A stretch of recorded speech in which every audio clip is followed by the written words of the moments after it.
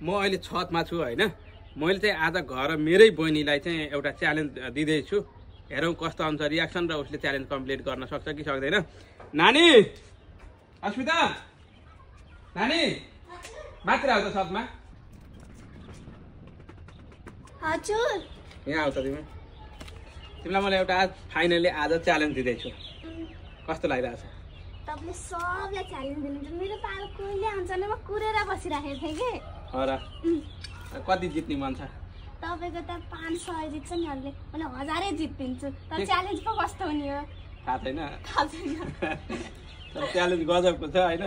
तर मैले हार्छु जस्तो मलाई लागिरहेछ कि फेरि हैन। कस्तो? तर पनि ठिक छ। 5 मिनेट मैले तिमीलाई मजाको टाइम दिन्छु हैन। 5 मिनेटमा तिमीले मलाई हँसाउनु पर्यो।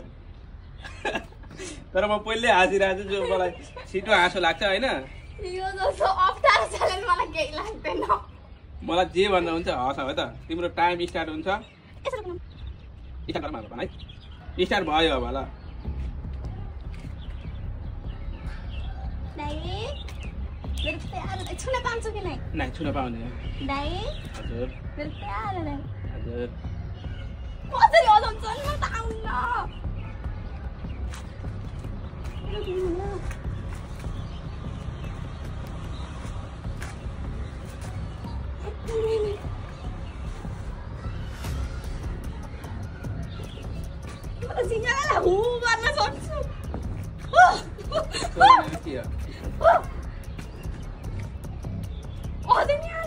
के कमेडी गर केही गर न। त्यो कमेडी कसरी गर्छन् त? म त आउन के सबभन्दा अप्ठ्यारो लाग्छ।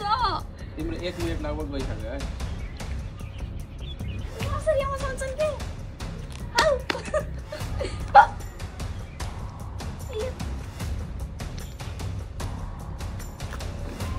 कन्फिडेन्स त हाई थियो मेरो। 500 रुपियाँ जित्ने चान्स छ ल अब हैन। मलाई हँसाउ।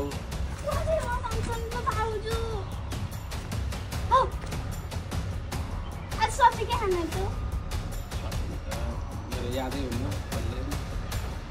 खाँदिन म त्यो कुरामा।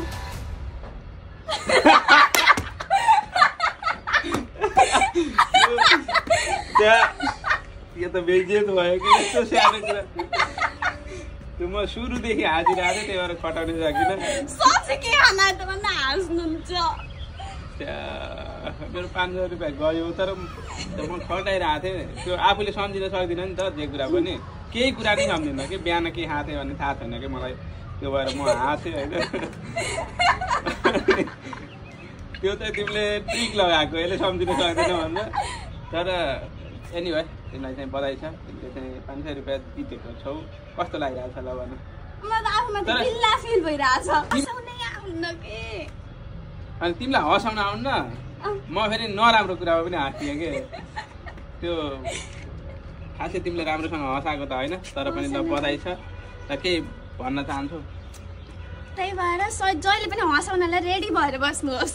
500 रुपियाँ पाइन्छ। 500 रुपियाँ पाइन्छ। हँसाउन चाहिँ सिक्नुपर्छ है गाइसहरू।